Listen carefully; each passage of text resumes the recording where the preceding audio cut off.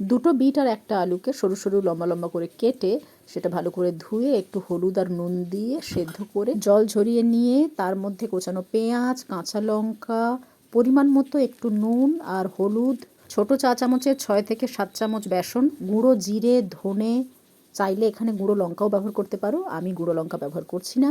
এরপর ভালোভাবে সামান্য একটু জল দিয়ে এই পুরো মিশ্রণটাকে মেখে নিতে হবে কাদা কাদা করে। এবার প্যানের মধ্যে তেল ব্রাশ করে নিয়ে হাতে অল্প অল্প পরিমাণ মিশ্রণ তুলে নিজের পছন্দ মতো শেপ দিয়ে সেঁকে সেঁকে প্রয়োজনে ঢাকা দিয়ে এপিঠ ওপিঠ উল্টে ভালোভাবে এটাকে সেঁকে ভেজে তুলে নিতে হবে। অনেকটা তেলে ডুবিয়ে ভাজলে অবশ্য মুচমুচে হবে, একটু বেশি শক্ত হবে ঠিকই, কিন্তু ডুবো তেলে ভাজাটা আমি একদম পছন্দ করি না, এতে শরীর পুরো ডুবে যায়, বিশেষ করে হাড় তো একদম ডুবে যাবে। তাই সবচেয়ে ভালো প্যানে তেল ব্রাশ করে নিয়ে তাতে একটু সেঁকে সেঁকে চেপে একদম হালকা আঁচে একটু ধৈর্য ধরে বানিয়ে নেওয়া।